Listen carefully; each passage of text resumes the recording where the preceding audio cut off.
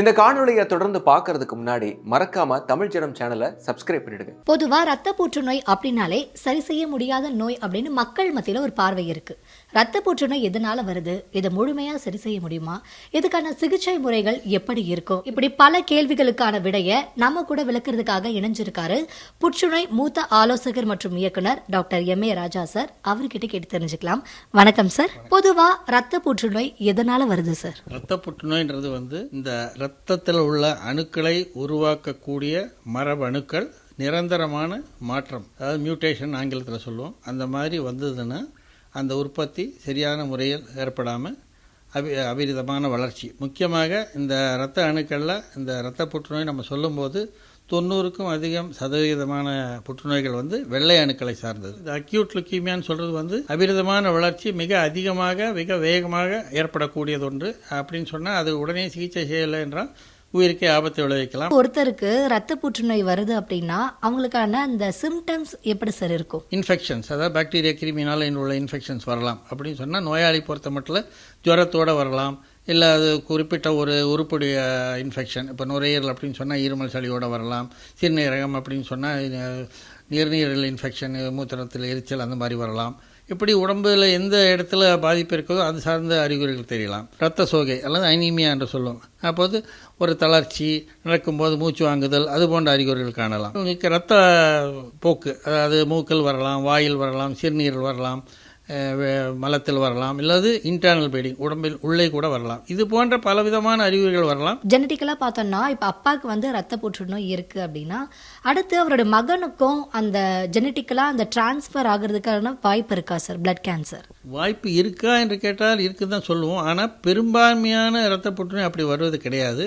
அது ஒரு தனிப்பட்ட ஒரு மாற்றத்தினால தான் வருது. 90க்கும் அதிகமான புற்றுநோய் குடும்பத்தில் அப்படி பரம்பரையாக வராது. ரத்த புற்றுநோய் ஒருத்தருக்கு இருக்கு அப்படின்னா அவங்களுக்கான சிகிச்சை முறை எப்படி சார் இருக்கும்? ரத்த புற்றுநோயை பொறுத்த மட்டும் கிட்டத்தட்ட எல்லா சிகிச்சையுமே மருத்துவ சிகிச்சை தான். ஏன்னா கீமோதெரப்பி எப்படி வேலை செய்யும் என்றால் இந்த பிரியும் அணுக்களை அழித்தல், ஒரு 1 அல்லாமல் 2, 3 அல்ல மருந்துகள் கலந்து காம்பினேஷன் கீமோதெரப்பி என்று சொல்லுவோம். இதுதான் முக்கியமான சிகிச்சை முறை. பிளட் டிஸார்டர்னு சொல்றாங்களா சார், இது ரத்த புற்றுநோயா மாறுவதற்கான வாய்ப்பு இருக்கா? அது ரத்தத்தை பொறுத்த மட்டும் எல்லா நோயும் புற்றுநோய் கிடையாது. தாலசீமியா, சிக்கல் செல் அனீமியா அது போன்ற நோய்களாக இருக்கிறது. இதெல்லாம் புற்றுநோய் கிடையாது. ஆனால் அதுவும் ரத்தம் சார்ந்த நோய்கள் தான். இன்னும் குறிப்பிட்டு சொல்ல வேண்டும் என்றால் இந்த ஹெமட்டாலஜிஸ்ட் என்று கூறிய சிறப்பு நிபுணர்கள் இவர்கள் மட்டும் புற்றுநோய் சிகிச்சை செய்வது அல்லாமல் இந்த சாதாரண ரத்த நோய்களையும் சிகிச்சை செய்வார்கள். மக்களுக்கு பெரும்பாலும் என்னன்னா ஒரு ரத்த புற்றுநோய் இருக்கு அப்படின்னு கண்டுபிடிச்சா வாழ்க்கையே முடிஞ்சிருச்சு அப்படின்னு நினைக்கிறாங்க. நீங்க ஒரு மருத்துவரா இந்த ரத்த புற்றுநோய் ஒருத்தருக்கு வருதுன்னா உங்களுக்கு என்ன சொல்ல விரும்புறீங்க? இதை முழுமையா சரி செய்ய முடியுமா?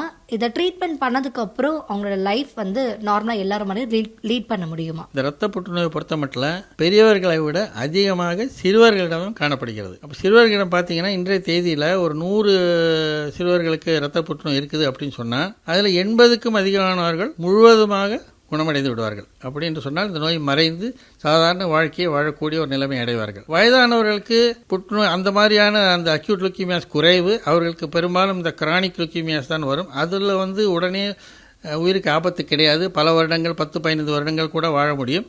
அவர்களிடம் வரும் இந்த அக்யூட் லுக்கீமியாவில் கூட ஒரு 50% அதிகமானவர்கள் பூர்ணமாக குணமடைந்து விடுவார்கள். அதனால் இதற்கு பயப்பட தேவையில்லை. ஆரம்ப கட்டத்திலேயே அதை கண்டுபிடித்து சரியான மருத்துவரிடம் அணுகினால் நிச்சயமாக குணப்படுத்தக்கூடிய வாய்ப்பு தான் அதிகமாக இருக்கிறது. தமிழ் ஜனம் செய்திகளுக்காக ஒளிப்பதிவாளர் லோகேஷுடன் செய்தியாளர் பத்மபிரியா. மேலும் இது போன்ற பல்வேறு சுவாரஸ்யமான தகவல்களை தெரிஞ்சுக்கிறதுக்கும் தமிழ் ஜனம் சேனலை மறக்காம சப்ஸ்கிரைப் பண்ணிக்கோங்க.